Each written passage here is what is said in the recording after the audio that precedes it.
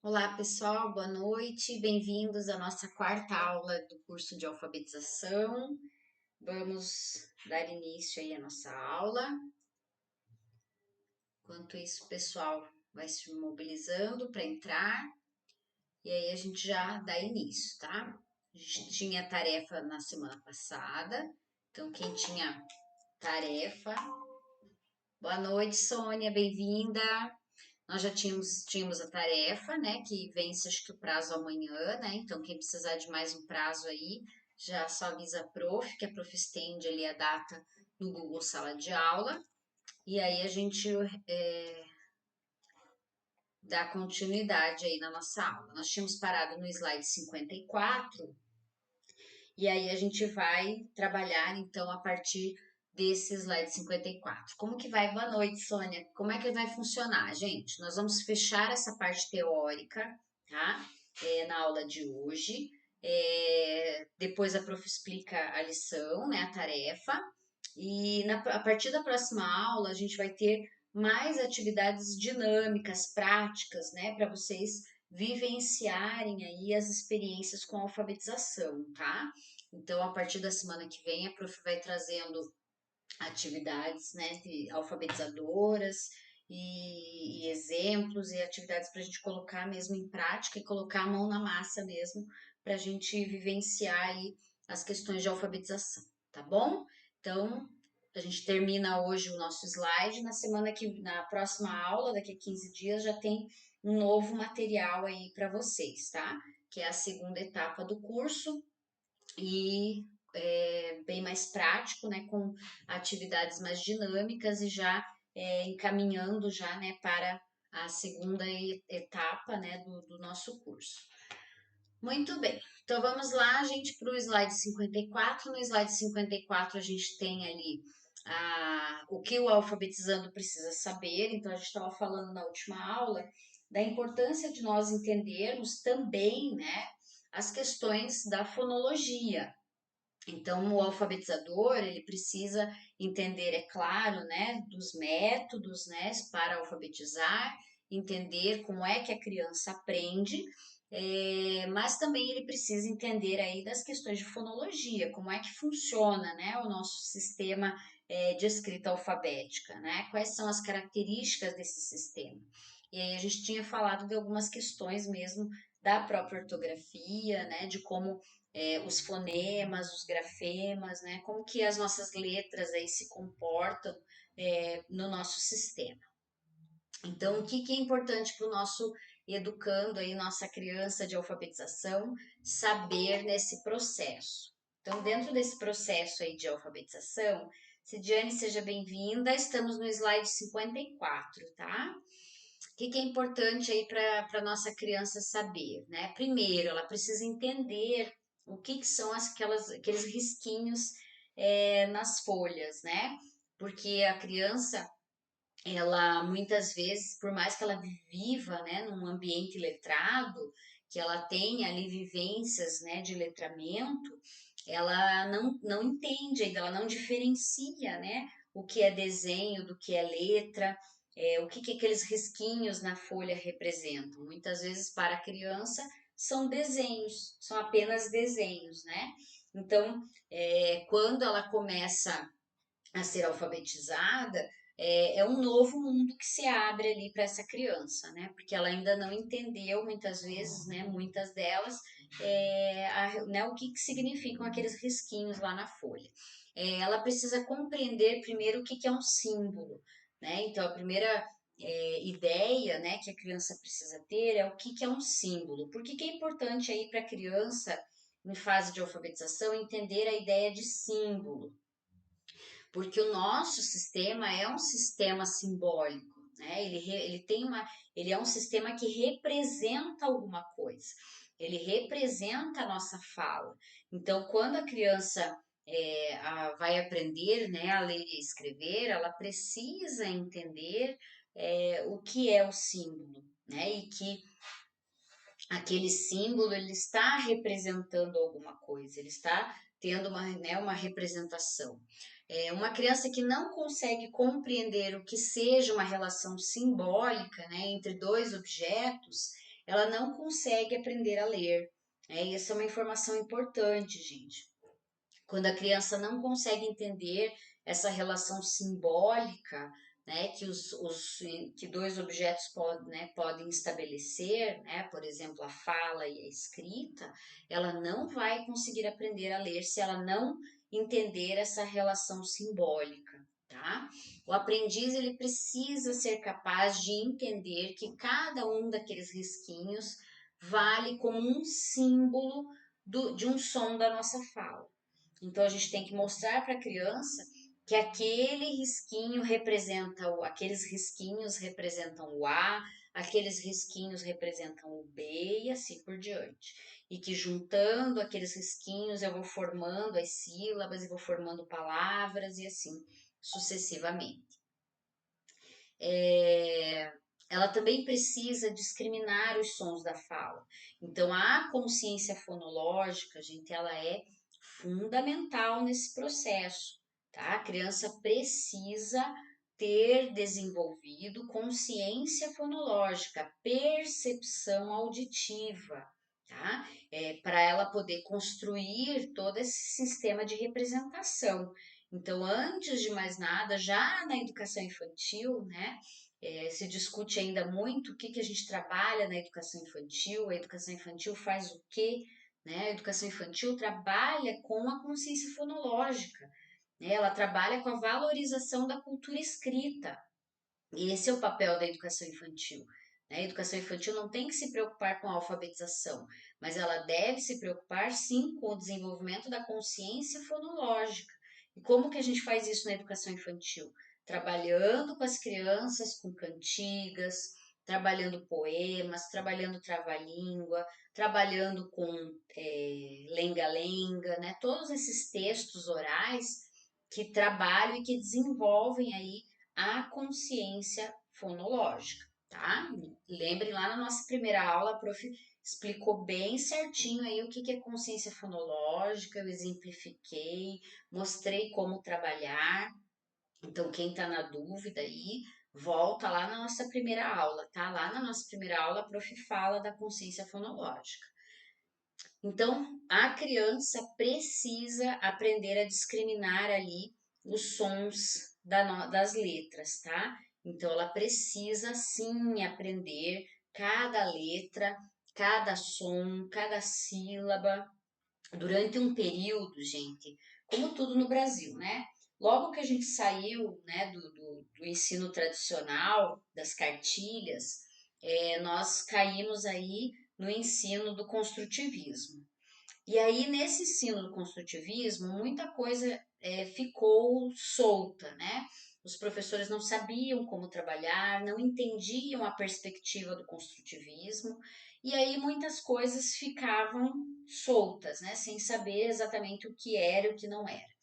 Então, numa sala construtivista, né, numa perspectiva equivocada do construtivismo, muitos professores achavam que a gente deveria trabalhar a partir do texto, e está certo, a gente tem que trabalhar sim a partir do texto, mas os professores começaram a achar, por conta dessa orientação equivocada, né, ou essa falta de orientação que houve ali no final do ensino tradicional e no início do construtivismo, de que a gente não deveria mais trabalhar com letra, trabalhar família silábica, trabalhar com palavras. Então a gente trabalhava só o texto, né? E aí os professores não trabalhavam mais com letra, com fonema, com sílaba, com palavra, né? Por conta desse equívoco na compreensão do que era o construtivismo, tá?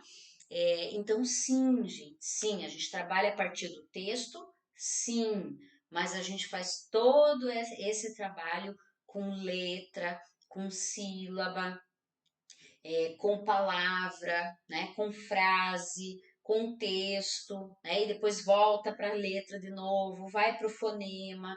Então a gente fica nesse vai e vem o tempo todo, tá? Então em nenhum momento a gente deixa de trabalhar com as partes menores, tá? porque a criança precisa compreender. Prof, tem que trabalhar com o alfabeto e com a ordem alfabética? Sim, tá? São elementos, sim, do sistema de escrita alfabética, tá? Então, sim, a gente tem sim que ensinar para as crianças as letras do alfabeto, isso diariamente, estar relembrando. E a gente não precisa ficar cantando o alfabeto todo dia com eles, tá? Tem outras estratégias que a gente pode estar trabalhando com eles para que eles aprendam o alfabeto, tá? Então não é necessário somente ficar lá todo dia, né? A, B, C, D.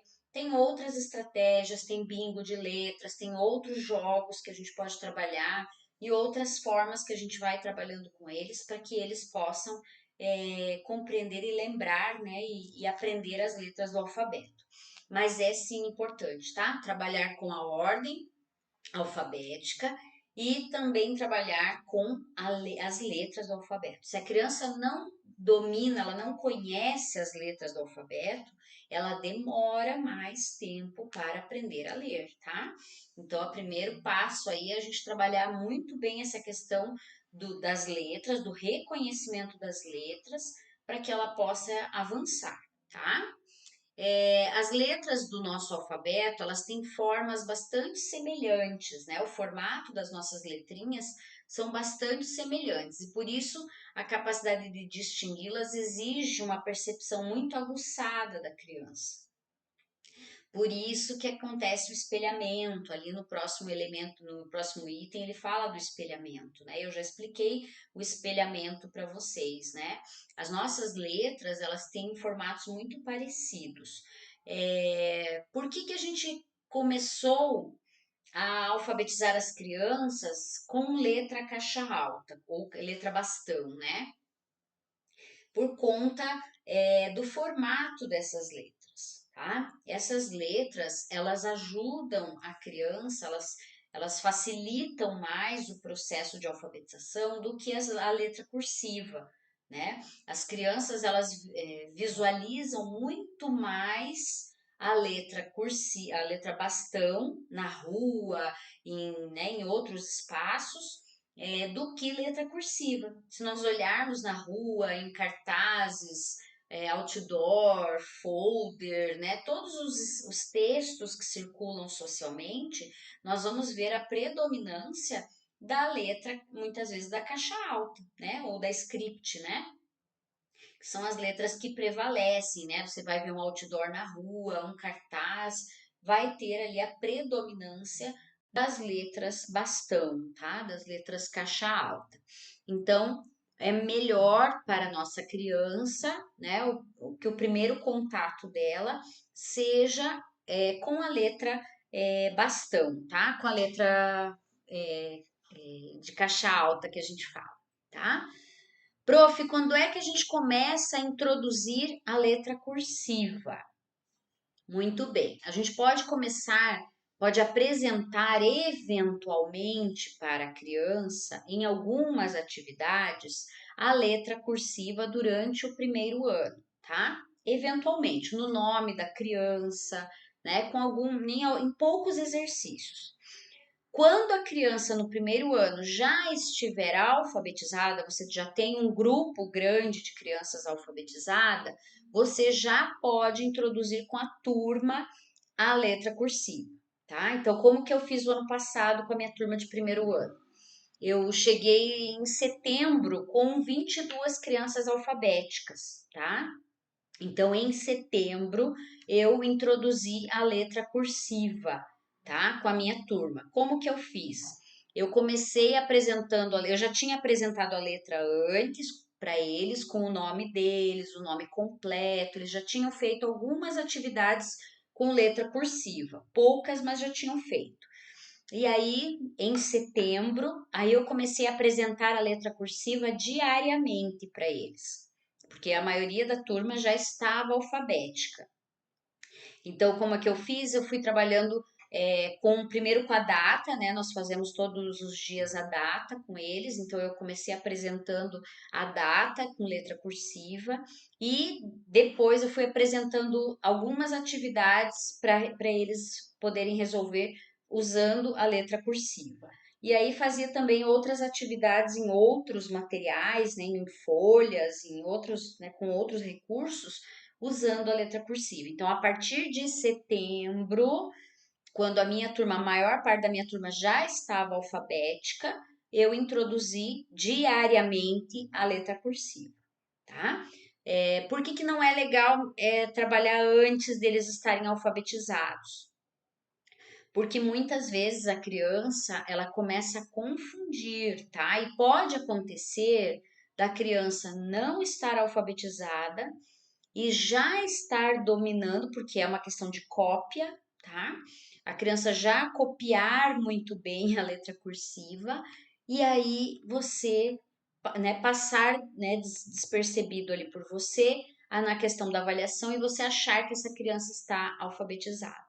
Porque a letra dela é bonita, porque ela tá, né, copiando tudo do quadro. Então, muita atenção aí nessa transição de letras, tá?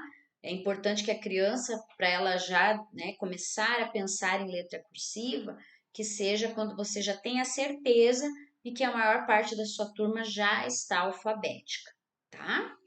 Muito bem. E depois eles podem, né, a partir lá do segundo ano, diariamente, né, usar a letra cursiva e eles têm que dominar, né, até o final do segundo ano.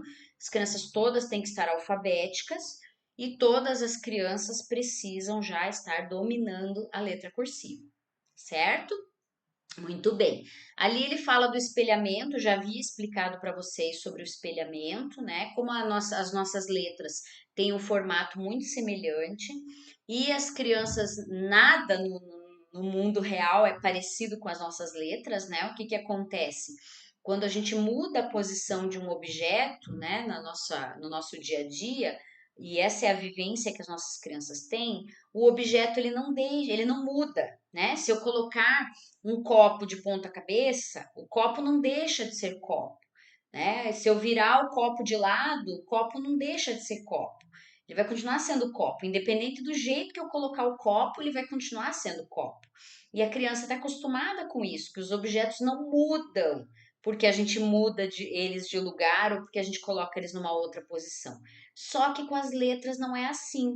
As nossas letras, se você mudar elas de lugar, elas deixam de ser aquela letra. Se eu colocar a letra B, né, do outro lado, ela deixa de ser a letra B, né? Ela passa a ser a letra D. Então, isso só acontece com o nosso alfabeto. Então, por isso que as crianças fazem espelhamento, porque elas trazem essa ideia de que não tem problema qualquer lado que o objeto esteja, ele continua sendo aquele objeto. Então, nós temos que trabalhar com elas que as letras são diferentes, que as letras, se a gente muda o lado delas, elas deixam de ser aquela letra, elas não são mais aquela letra. Então, a gente vai trabalhando esse contexto com elas. Então, o espelhamento ele acontece por quê, né? Por causa da dificuldade de perceber a diferença entre as letras. Porque tem que ter uma percepção visual bastante aguçada, tá? Então a gente, antes da criança começar a ser alfabetizada, ela tem que ter desenvolvido percepção visual. Quem que trabalha percepção visual, gente? É lá na educação infantil. Então, por isso que é tão importante nós trabalharmos e sabermos o que trabalhar na educação infantil. Porque se eu fico preocupada com a alfabetização na educação infantil, eu deixo de fazer o que é essencial da educação infantil e vai fazer falta depois lá na alfabetização. Então, a percepção visual é fundamental. Se a criança não desenvolveu percepção visual, ela tem dificuldade, tá? De perceber a diferença entre as letras, tá? E aí o espelhamento vai demorando e cada vez, né, vai demorando mais o processo de alfabetização para aquela criança. O aprendiz também, né, ele precisa desenvolver percepção auditiva, tá? O que é percepção auditiva? Ouvir, perceber os sons, tá? Então, na minha turma agora, no início do ano, a gente está trabalhando com rima, aliteração, para elas poderem desenvolver a percepção auditiva, para perceber letra e som, que cada letrinha representa um som, tá? Então, essa percepção auditiva é fundamental para a criança poder estar alfabetizada. Se as letras representam os sons da fala, é preciso saber ouvir as diferenças, tá? Então, muitas vezes a criança não tem a percepção auditiva desenvolvida e aí a alfabetização se torna mais difícil. Então, a gente tem que trabalhar possibilitando isso. Quem ajuda nesse processo, gente? Os textos orais, que eu venho falando aí para vocês desde o começo do curso. Quer alfabetizar, quer trabalhar a partir do texto, vai trabalhar parlenda, vai trabalhar poema, vai trabalhar cantiga, né? Vai trabalhar com trava-língua. Esses textos são fantásticos e ajudam a criança a se desenvolver.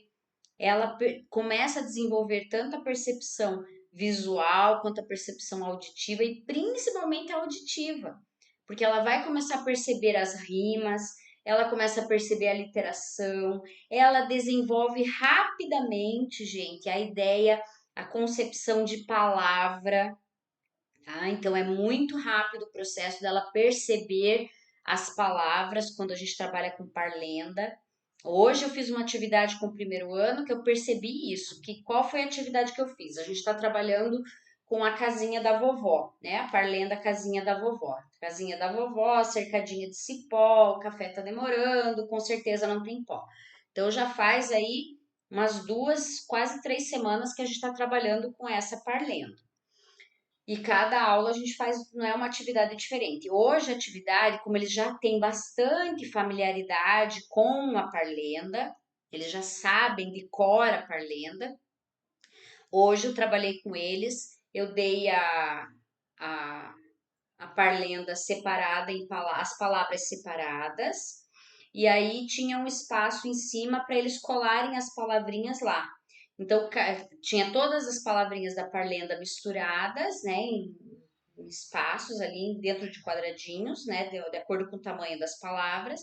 Eles tinham que recortar as palavrinhas e encaixar nos espaços corretos de acordo com a parlenda.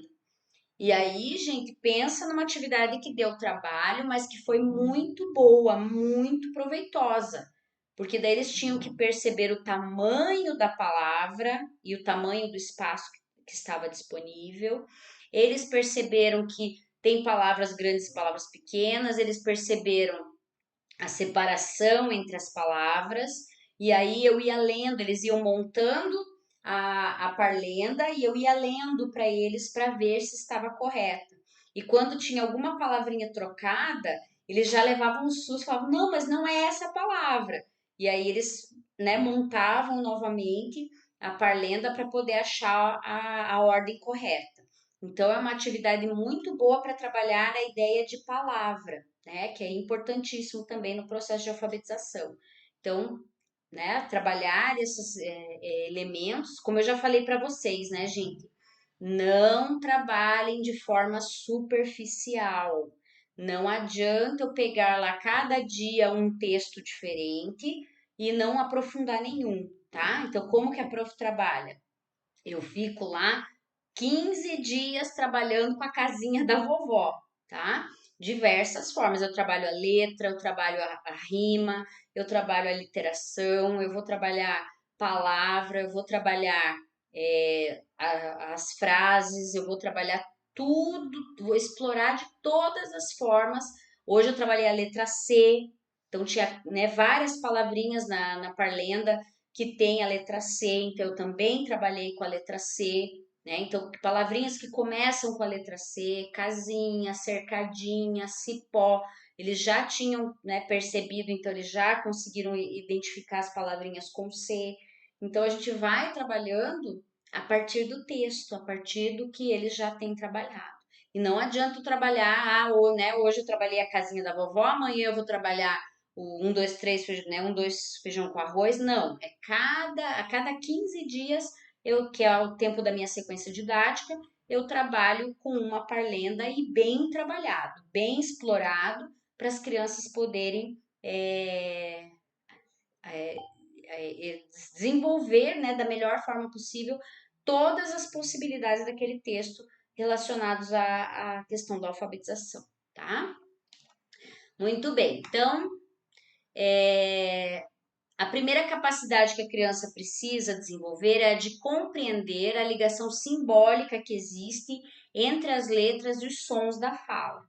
Então, a primeira, né, ideia que a criança tem que desenvolver é isso, que quando nós falamos, nós emitimos sons e que esses sons são representados por letras, né, por risquinhos, e que cada risquinho tem uma representação, né, simboliza alguma coisa.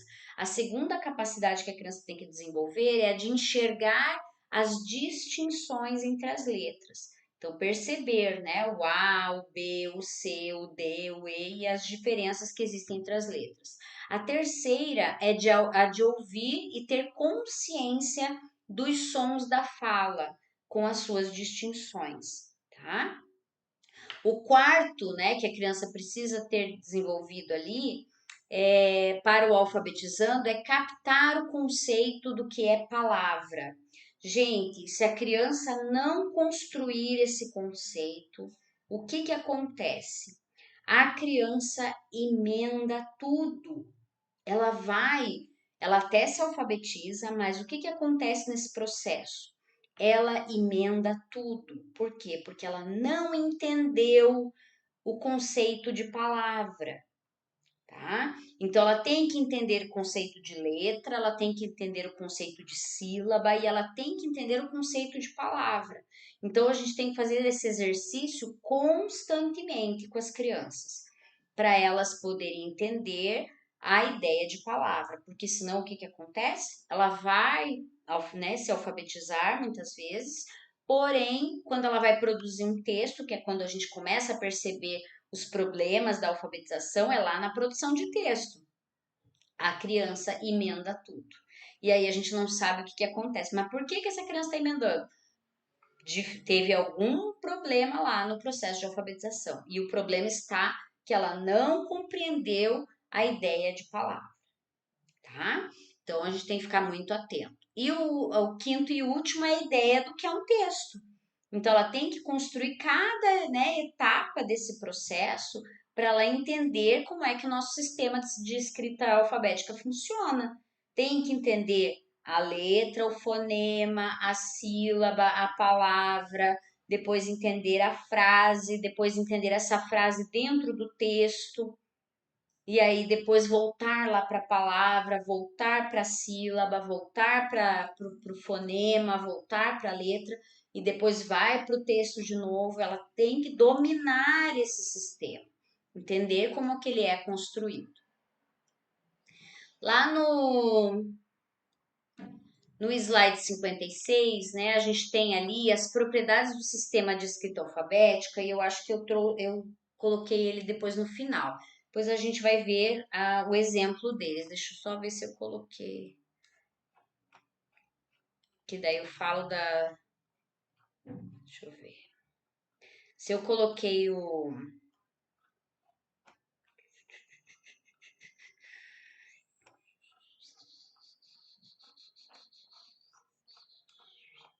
Eu acho que eu coloquei ele aqui. Coloquei ele novamente aqui, tá? Então eu vou deixar para falar sobre as propriedades, as 10 propriedades do sistema de escrita. Eu vou falar dele depois, tá? Ele apareceu ali antes, mas a gente vai falar agora dos métodos. E depois a gente volta para as propriedades do sistema de escrita.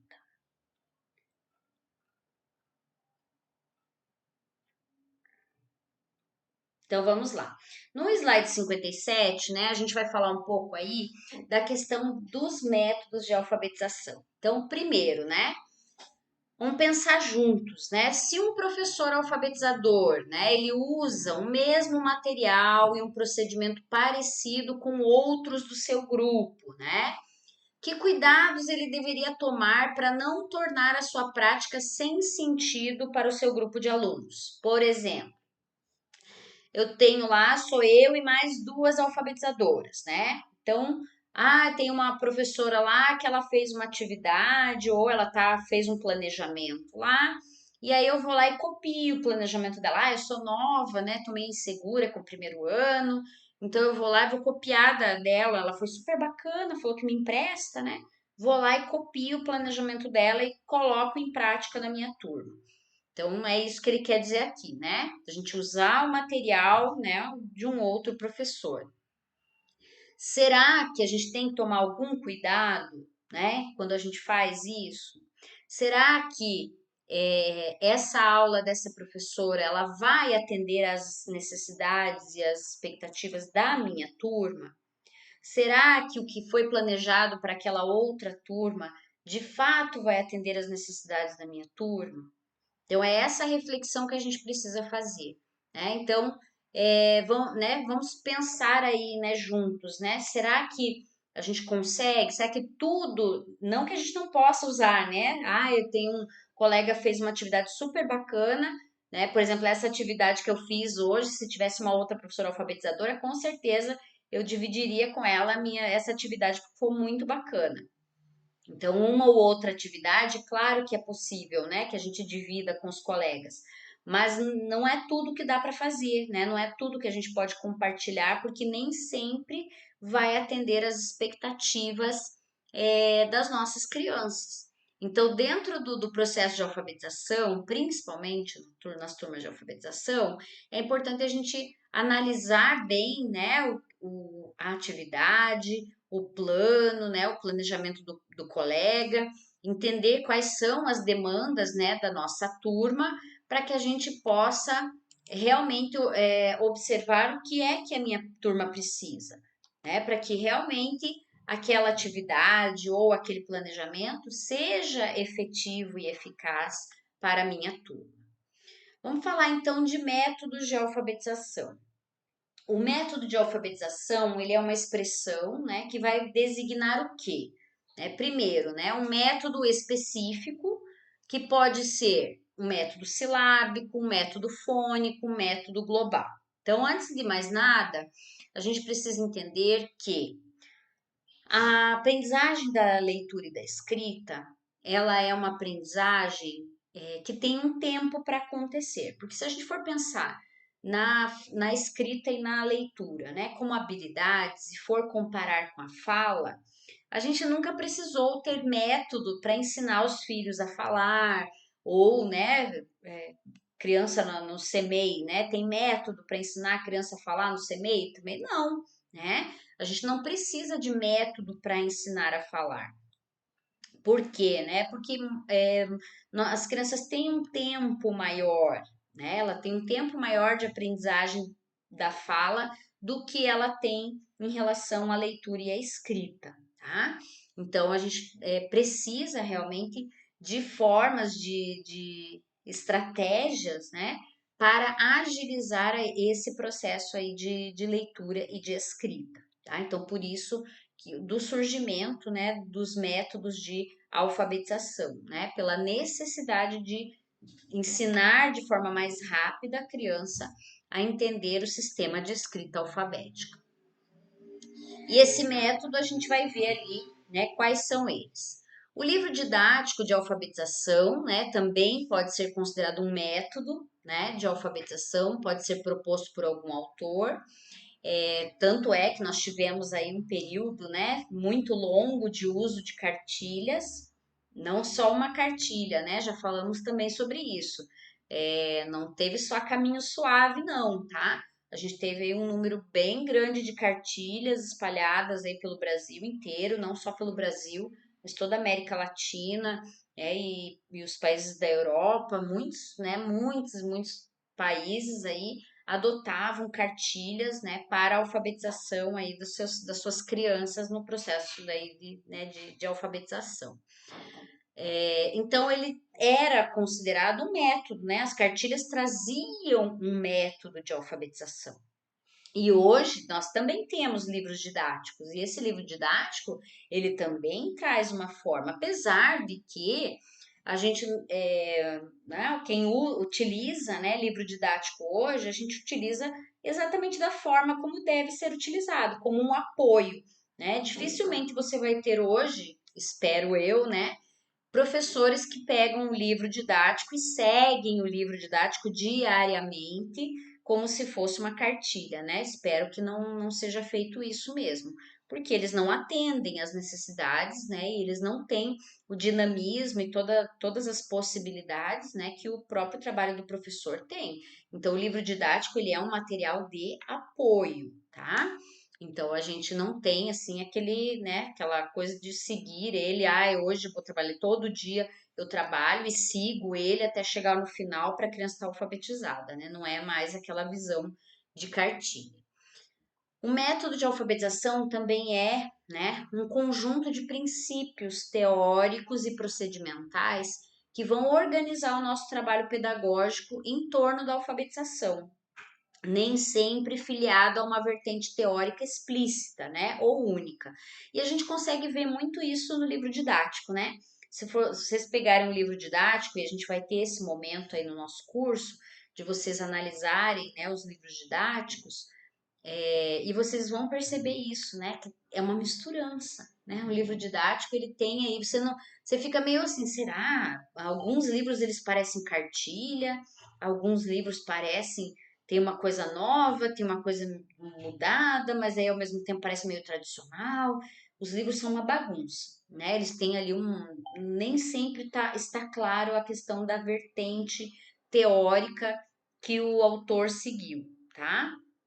Por isso que ao analisar e escolher um livro didático, né, para a escola pública, é importante que o professor tenha clareza, né, sobre o que é a alfabetização, qual é o melhor, né, a melhor forma de alfabetizar, né, para que ele possa escolher um livro que dê conta, que mais se aproxime né, da sua forma de trabalhar, né, da sua concepção teórica. Um conjunto também, né, os métodos de alfabetização, eles são um conjunto de saberes práticos ou de princípios organizadores no processo de alfabetização, que são recriados pelo professor no seu trabalho pedagógico. Então, quanto mais tempo o professor fica na alfabetização, mais ele vai construindo esse conjunto de saberes e de princípios que vai dando sustentação para esse trabalho dele. Então, aquilo que eu falei para vocês, né, o professor pode criar o seu método de alfabetizar? Claro que pode. Ele pode sim, ele pode adaptar os métodos que já existem, ele pode criar formas de trabalhar, desde que elas sejam efetivas, que elas deem resultado, que elas tragam um número cada vez maior de crianças alfabetizadas. Então, ele pode sim elaborar, né, desde que seja um trabalho efetivo, ele pode criar a sua própria forma aí de alfabetizar as crianças, tá? Então, a alfabetização, gente, ela é um conceito muito amplo, né? É levar realmente essa técnica, né? Essa compreensão desse sistema de escrita para a criança entender como é que funciona esse negócio aí, como é que a gente junta essas letrinhas e forma uma palavra. Resumindo, né, de forma simples, é isso. Como é que a criança junta aquelas letrinhas que para ela antes eram risquinhos, né, e ela descobre que são letrinhas, como é que ela junta essas letrinhas para formar palavras e para transmitir ideias e pensamentos, né? Então é isso que a gente vai trabalhar aí na alfabetização. Os métodos de alfabetização, eles são, né, considerados historicamente e eles se agrupam, gente, em dois métodos, em dois grupos, tá? Nós temos dois grupos de métodos durante toda a história da alfabetização, tá? Quais são eles? Nós temos os métodos sintéticos e os métodos analíticos, tá? Então, durante todo o processo de alfabetização, tudo que o nosso país, né, que o Brasil já passou de alfabetização, todos foram baseados em um desses dois métodos, tá? Uma dessas duas concepções, ou de método sintético ou de método analítico. Qual que é a ideia? Vamos começar a entender primeiro o que é o método sintético.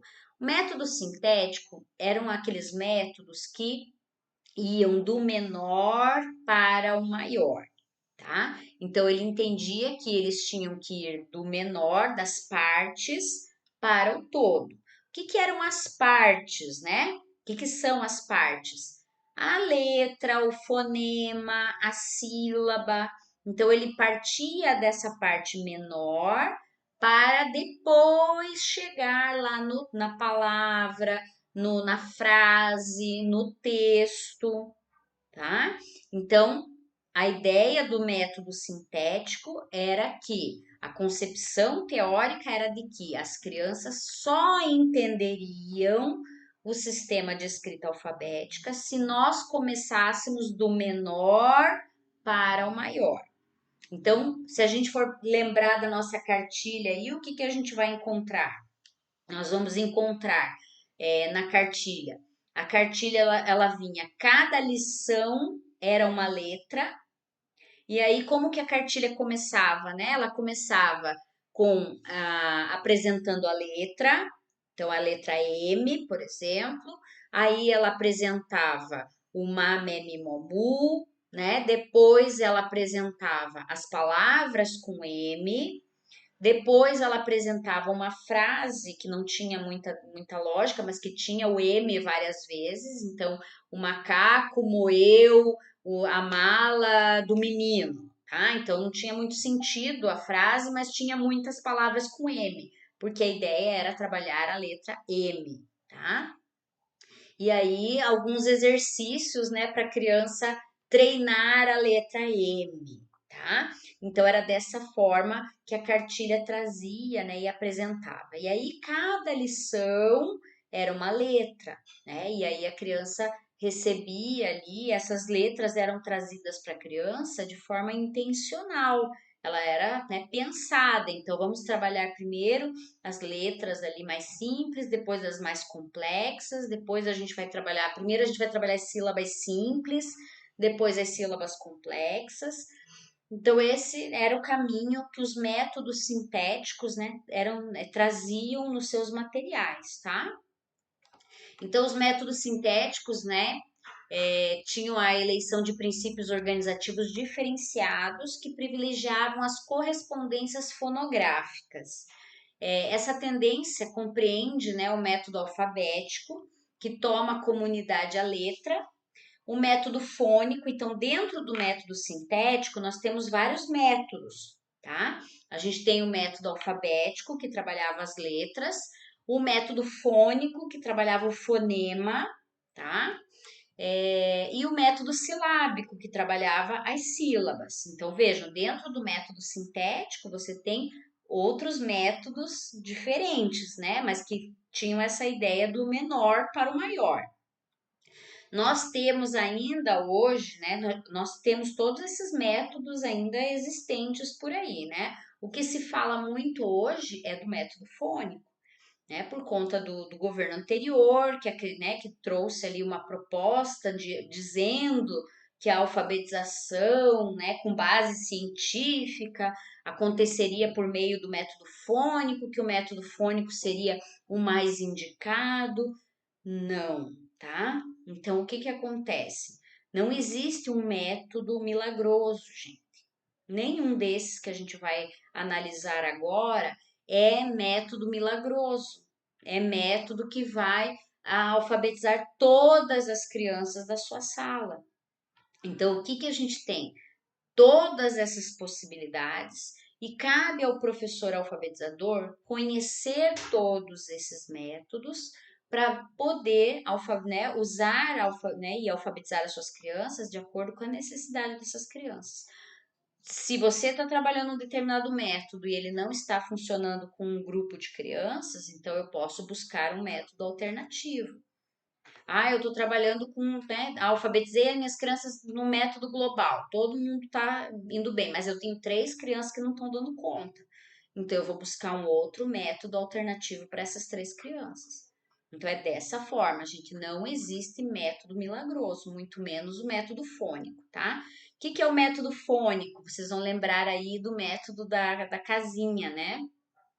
No método da casinha, da abelhinha, não era nem da casinha, da abelhinha, né?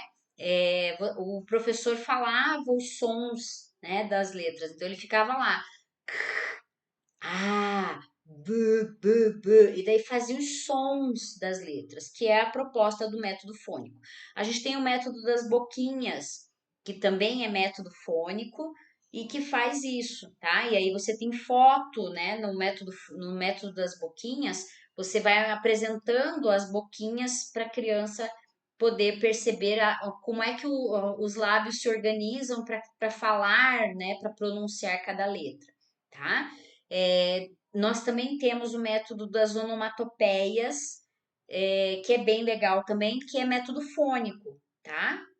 No método das onomatopeias, você tem cards, assim, cartinhas com as letras do alfabeto e desenhos representando os sons das letras, tá? Então, o método, né, são métodos que são fônicos, né, e que vão trabalhar aí a questão fônica para a criança perceber o som das letras, tá?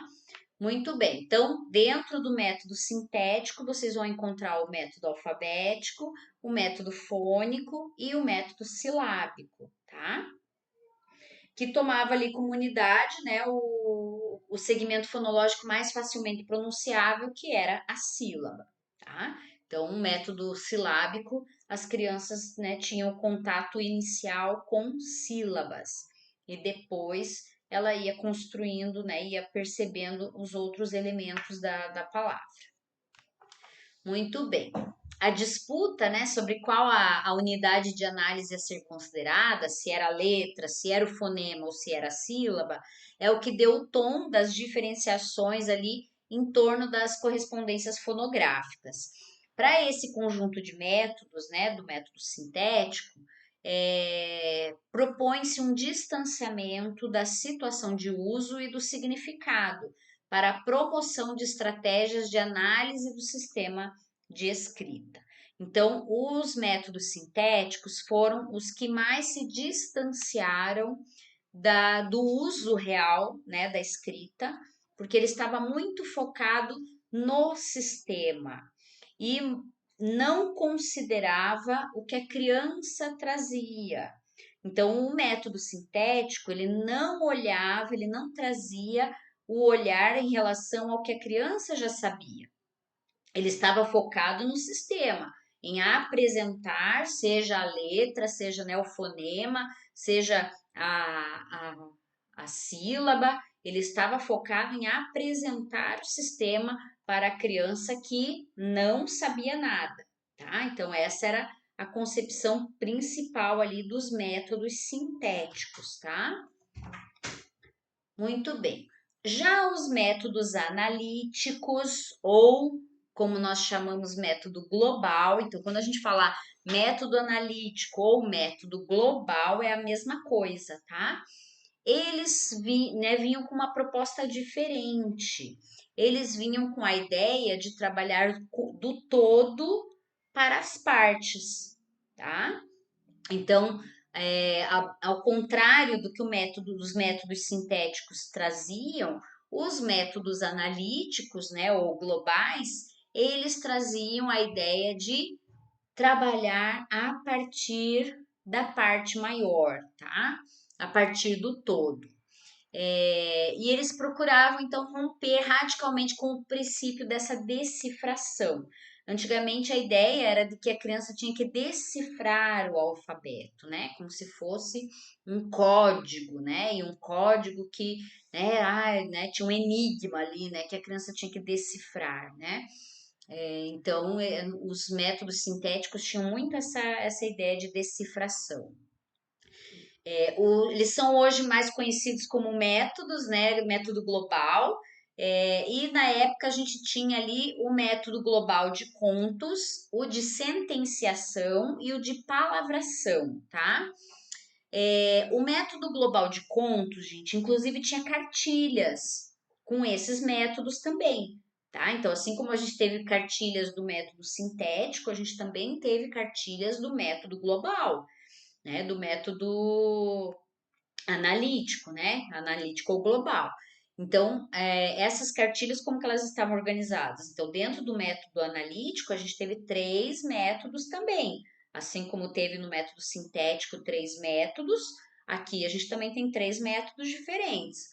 O método global de contos, como que era organizado? Então, a cartilha, ela era organizada a partir de contos, tá? Então, eram criados contos lá, historinhas mesmo, né? Historietas mesmo que eles criavam para trabalhar com as questões do sistema de escrita.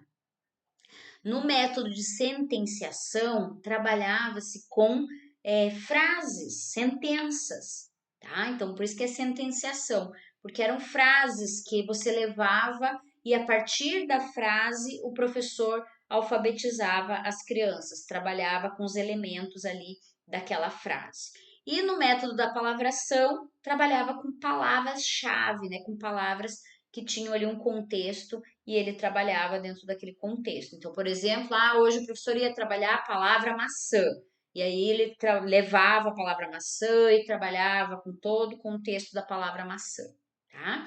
Então, essa era a ideia do método analítico, do método global, tá? Trabalhar do maior para o menor. Prof, qual é o método predominante hoje? Ou a gente não tem método?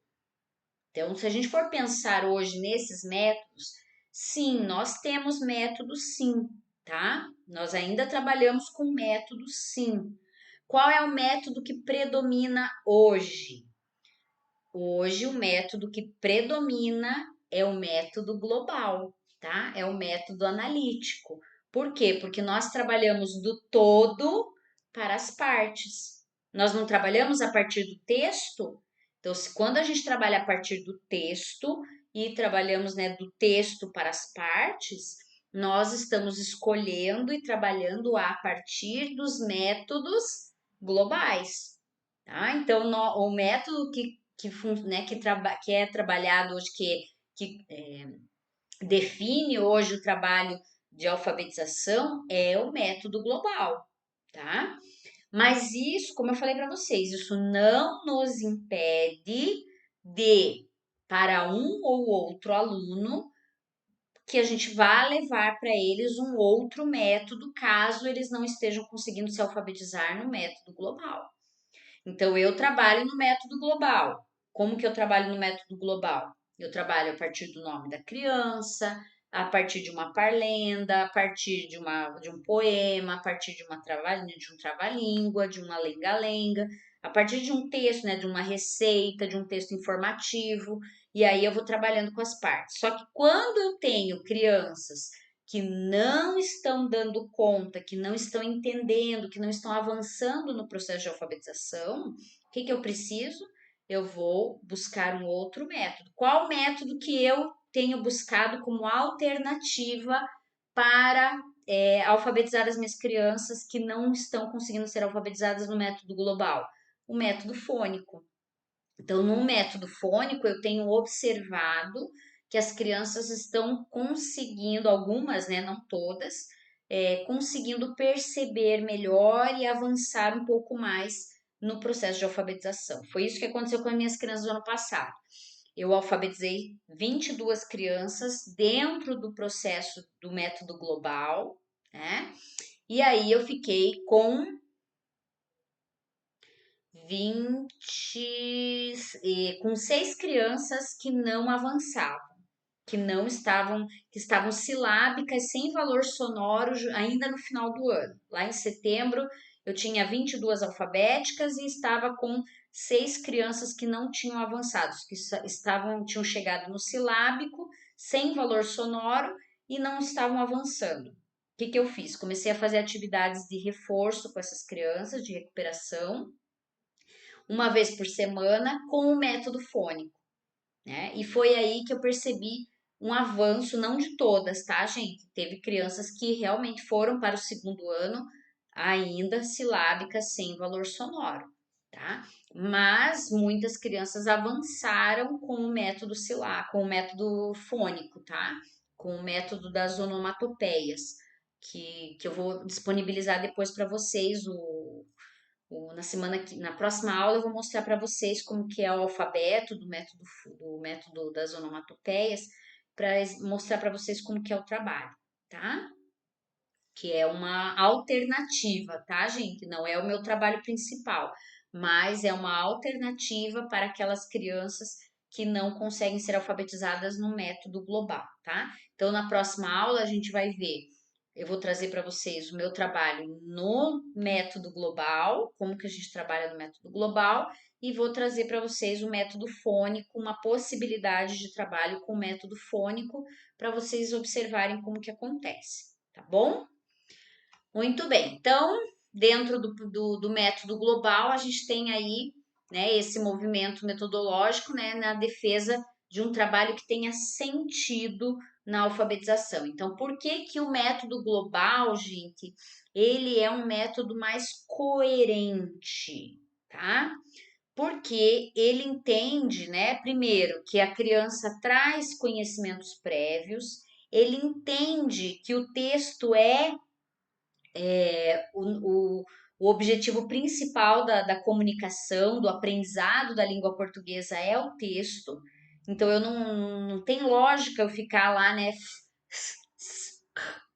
Se eu não sei do que eu tô fazendo, que eu tô fazendo, do que eu tô falando, né? Agora, quando eu começo a colocar, né, coloco a criança para pensar sobre, né? Você quer falar o quê? Você quer escrever para quem? Né? E aí você começa a colocar a criança em situações reais, né, de escrita, ela entende que é uma necessidade, que tem função social, você muda a concepção dela. Então ela começa a pensar no sistema de escrita de uma outra forma. Né? É diferente do que você ficar pensando ali, decorando letrinha e tentando entender, né, para que elas servem e fazendo sons, né, que você não sabe muitas vezes para que serve. Né? Então, o método global, ele é um método que entende a questão de que a criança precisa entender o todo, o contexto maior, para depois entender as partes menores. Esses métodos, eles sempre buscam, gente, atuar, né, na compreensão, né, e por entenderem que a linguagem escrita deve ser ensinada para a criança, respeitando a sua percepção global, né, dos fenômenos da própria língua, são tomados como unidade de análise, né, a palavra, a frase e o texto. Nos métodos globais, supõe-se que baseando-se no reconhecimento global, né, como estratégia inicial, as crianças podem realizar posteriormente um processo de análise das unidades menores da língua. Então, vejam, não é porque eu vou trabalhar com o método global que eu não vou analisar as partes menores, tá? Vou sim, mas eu começo da parte maior. Então, veja, eu começo falando da casinha da vovó, cercadinha de cipó, né? Então, olha só como é que é a casinha. Então, eu trabalho todo o contexto da parlenda, né? A casinha da vovó, o que que é cipó, né? Como que tá a casinha dela, o que que a vovó tá fazendo.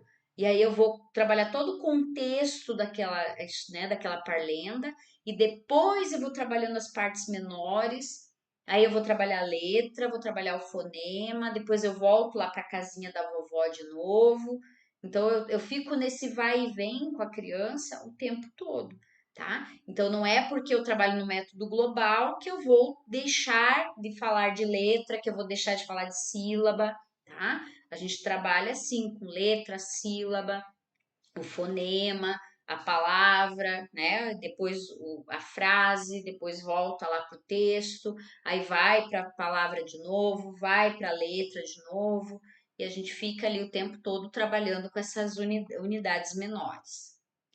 Esses métodos eles sempre buscam atuar na compreensão, né? Por entenderem que a linguagem deve ser ensinada à criança respeitando, né, a percepção global que ela tem da própria língua, e a gente sempre vai ter ali, né, o movimento maior ali de entender, né? Os métodos sintéticos, eles se baseiam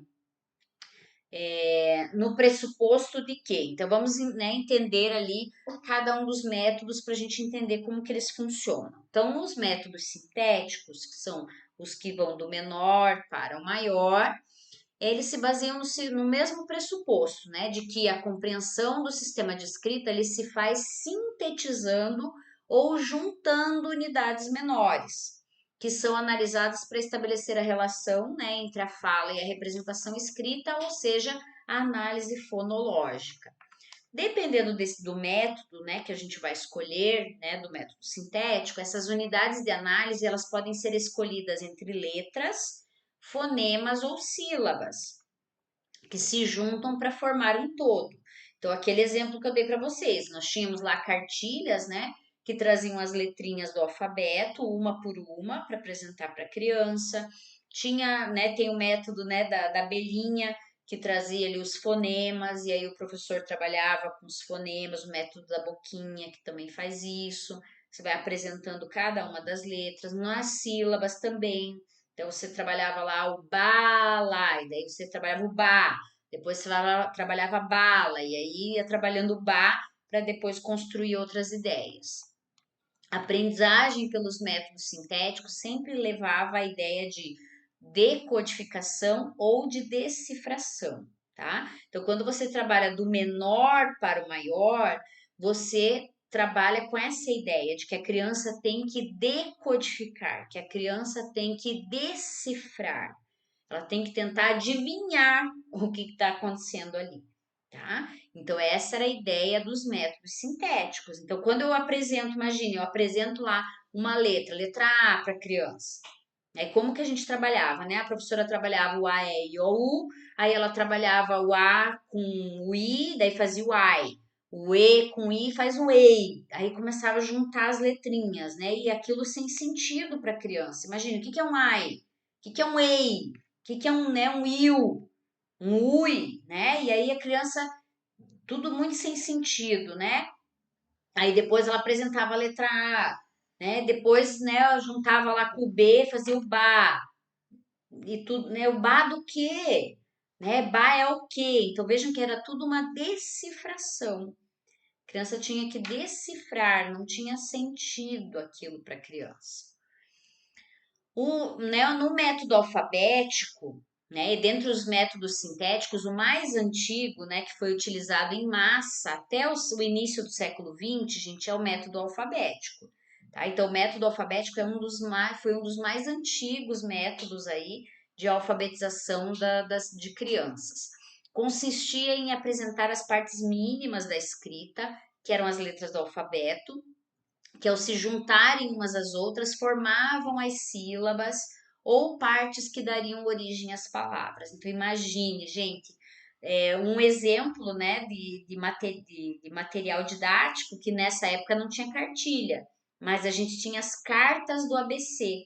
Então o professor ele recebia lá as cartas do ABC com as letras do alfabeto e ele ia apresentando aquelas letras para as crianças e trabalhando cada uma das letras para a criança poder compreender. Então, imagine você chegar para uma turma, né, de crianças que muitas vezes não tinham muita noção, né, do que representavam aquelas letras, acreditavam que as letras eram desenhos, e aí o professor chegava com aquelas letras todas lá e ia apresentando aquelas letras sem sentido lá para as crianças, né?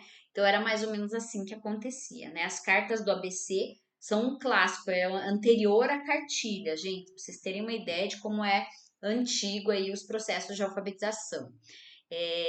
Então, consistia em apresentar então as letras do alfabeto, formando ali palavras, né, e sílabas, né?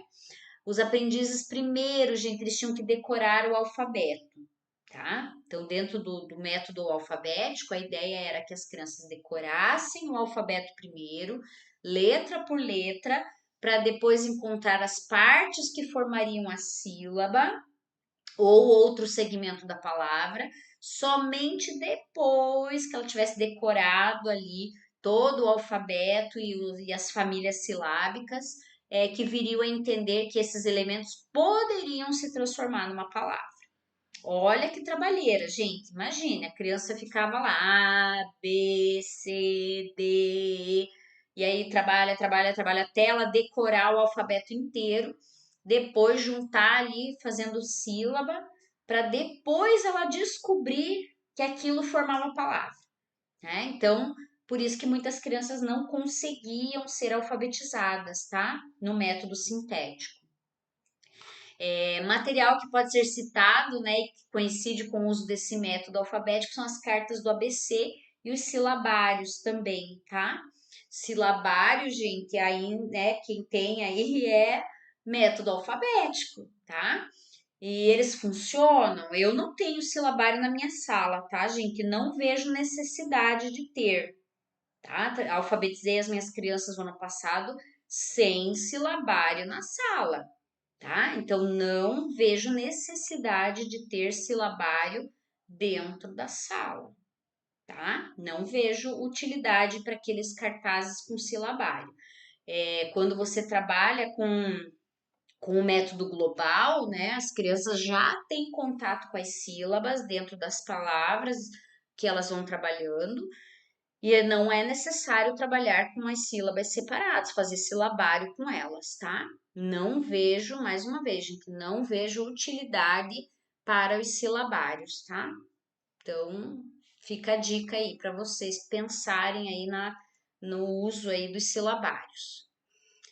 O método fônico, gente, é um dos mais famosos aí atualmente, né? Do método sintético, é um dos que persiste, né?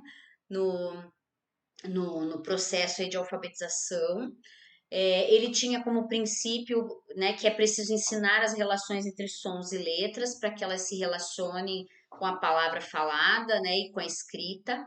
Dessa forma, a unidade mínima de análise é o som, tá? Então a professora apresentava para as crianças o som, tá?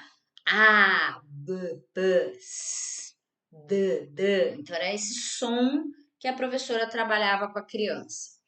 Começa-se então ensinando a forma, né, e o som das vogais. Depois se ensinam as consoantes. Então, no método fônico, a gente apresenta as vogais primeiro para as crianças. Por quê?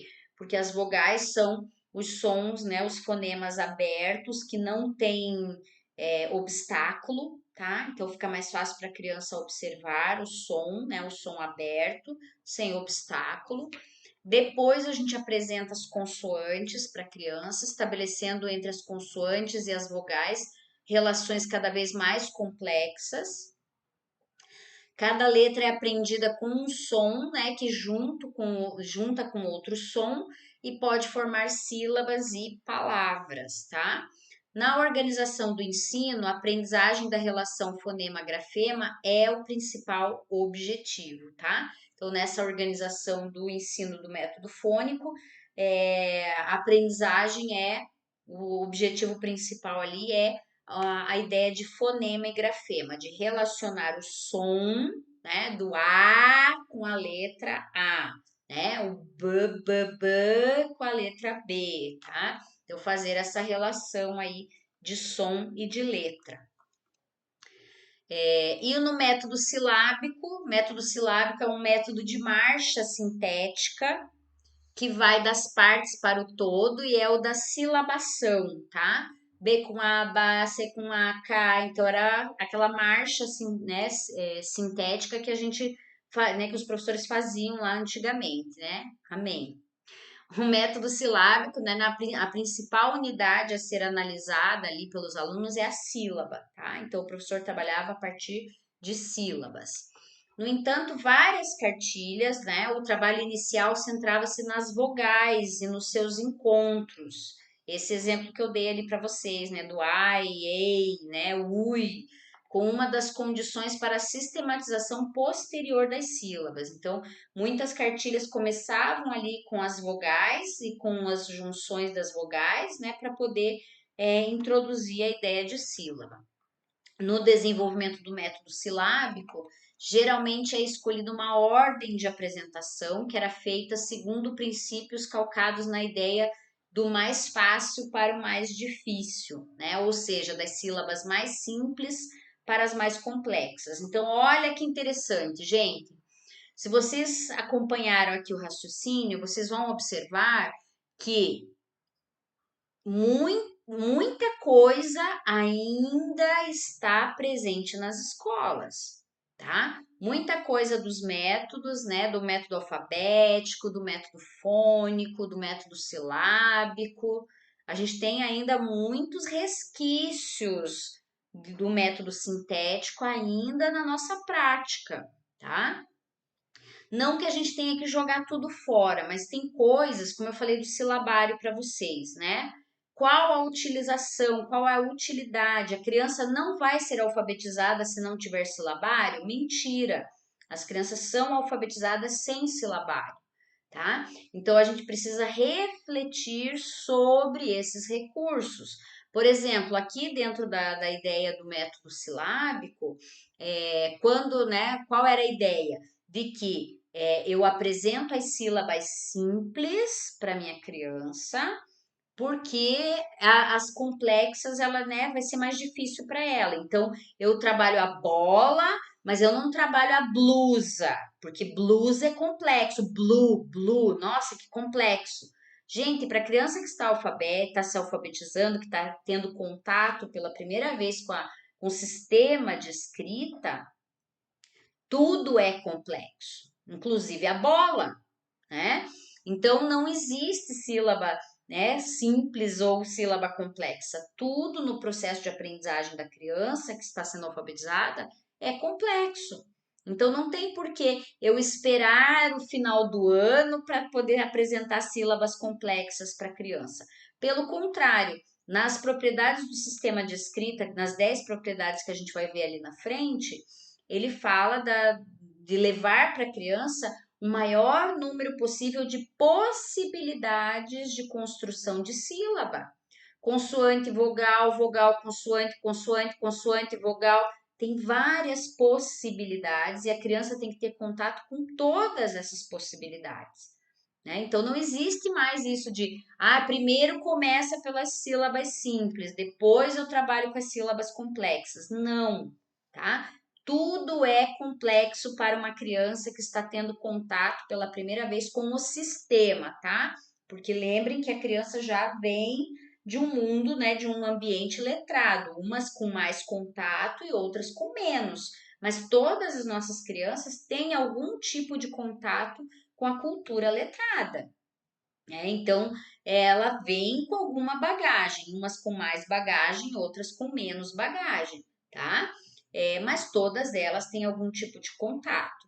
Então, mas para quem vai ter contato pela primeira vez com o processo, com o sistema de escrita, com a alfabetização, tudo é complexo, tudo é novo para a criança, né? Tudo é novidade para elas.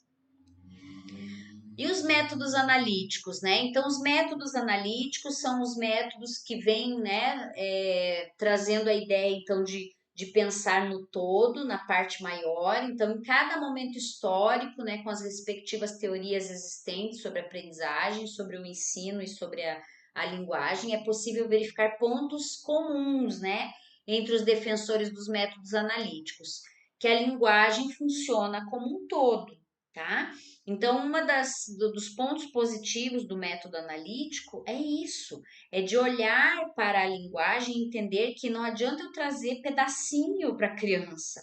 A criança tem que olhar o todo, olhar a comunicação de uma forma, né, geral. Não adianta eu pegar, né, uma letrinha solta sem nenhum sentido e trabalhar com aquela letra solta. Por que não trabalhar com o nome da criança? Então, eu vou trabalhar com o nome dela, que faz todo sentido.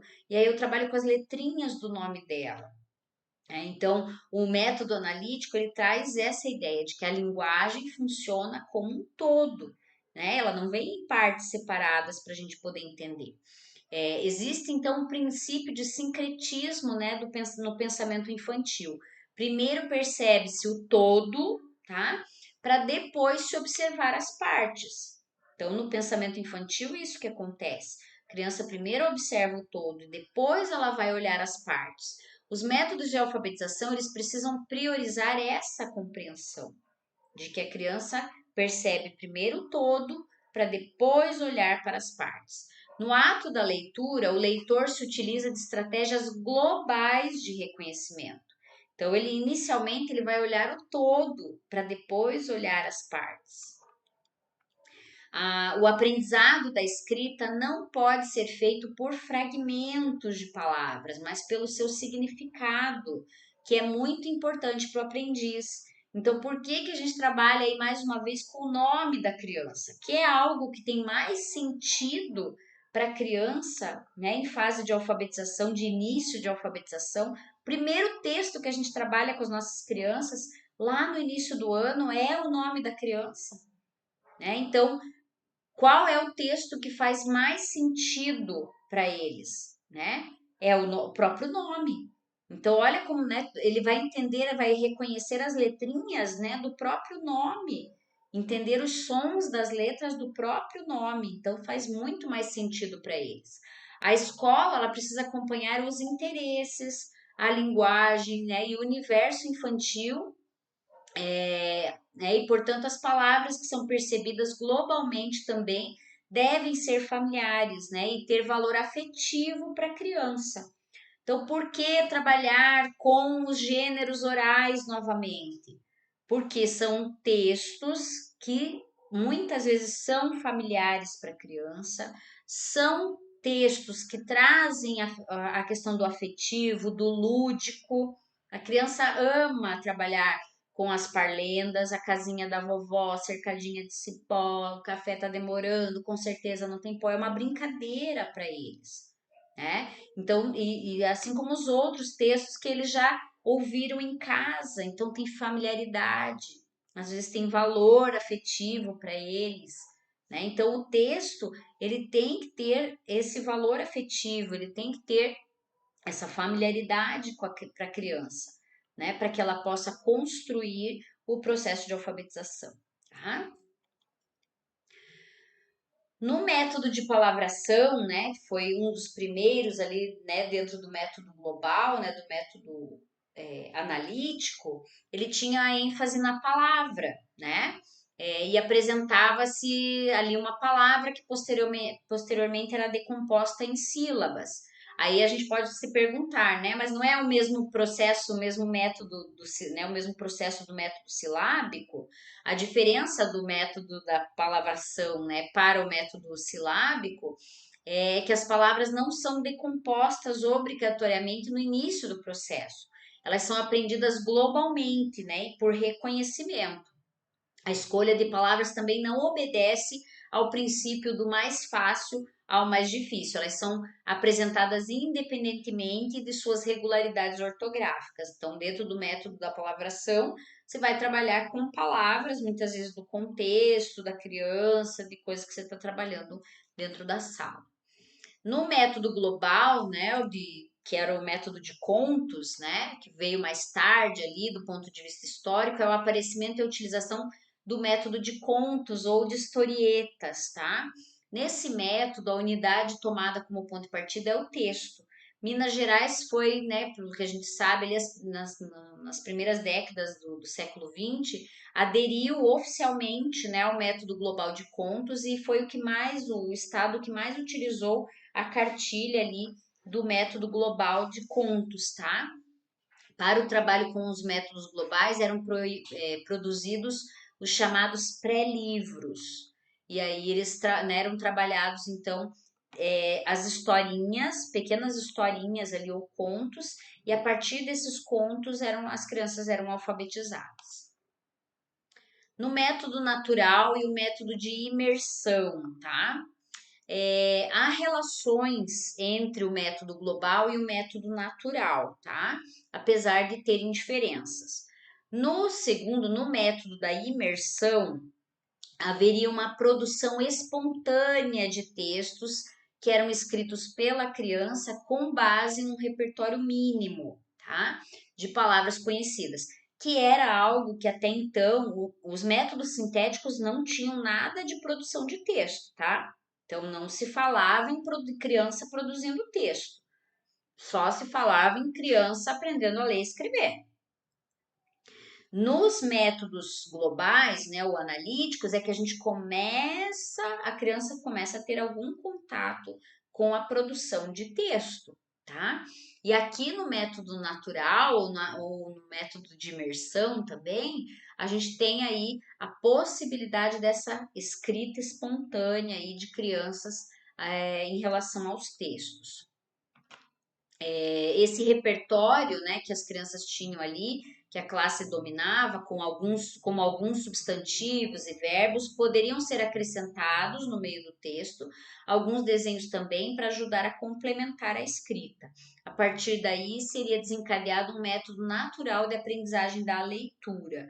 Então, existia dentro do método de imersão ali todo um caminho para as crianças poderem ser alfabetizadas com a questão, né, da escrita, da produção de texto. Então tinha aí todo, né, todo um processo. Meninas, para a gente terminar nossa aula, quero que vocês pensem aí e na próxima aula a gente fala sobre isso. Tem método hoje? Já falei que tem. Então quem assistiu a aula vai saber que a gente tem. O que os documentos nacionais indicam? E quando eu falo de documentos nacionais, eu estou falando de BNCC. O que a BNCC fala de alfabetização? Existe método milagroso? Também falei na aula que não, tá? Então, pensa aí um pouquinho. Quais os caminhos para a alfabetização atualmente? O que dá para fazer em relação à alfabetização? A gente viu que nós temos métodos, né? A gente ainda tem, a gente pode utilizar aqueles métodos, mas quais são os métodos que realmente vão trazer resultados para minha turma? As cartilhas eram a melhor opção? Elas deram certo? Então, pensem sobre isso e na próxima aula a gente vai conversar sobre isso. Tarefa de hoje, gente, está lá já no nosso Google Sala de Aula. Deixa eu abrir aqui. Atividade 4, tá? Já está disponível lá para vocês. Vocês vão fazer uma atividade de aquisição aí do CEA, né? Do Sistema de Escrita Alfabética. A proposta é para que vocês formulem uma regra que controle a representação do som do K, da letra K. Apresentem mais um caso em que a ortografia do português exige a intermediação de uma regra. Podem conversar entre vocês, né, ou com colegas de trabalho aí sobre a questão ortográfica, né, da língua portuguesa. Qual o caso, né, que precisa de uma intermediação aí de regra para entender a utilização, por exemplo, G e o J. No texto a seguir, aponte os casos em que uma regra ortográfica foi violada pelo aprendiz. Ao mesmo tempo, veja se os casos de relação direta entre os sons dos grafemas se deu de forma correta. Então, vocês têm um pequeno texto de uma criança ali, e aí alguns desvios, tá? Então, dei uma olhadinha ali, quais são, né, os desvios e o que cabe regra e o que não cabe regra, como poderia ser trabalhado aí com esses desvios, ok? Então, muito bem, gente, tarefinha já está lá disponível para vocês e nos vemos então Gente, a próxima aula vai estar super bacana, tá? Vou trazer para vocês aí o trabalho que a gente faz com o método global, as possibilidades, método fônico também. E aí a gente vai começar a falar um pouco mais de prática mesmo, de botar a mão na massa para a gente ver como alfabetizar a criançada aí, tá bom? Beijo no coração de vocês e nos vemos no final do mês, gente, tá bom? Beijo!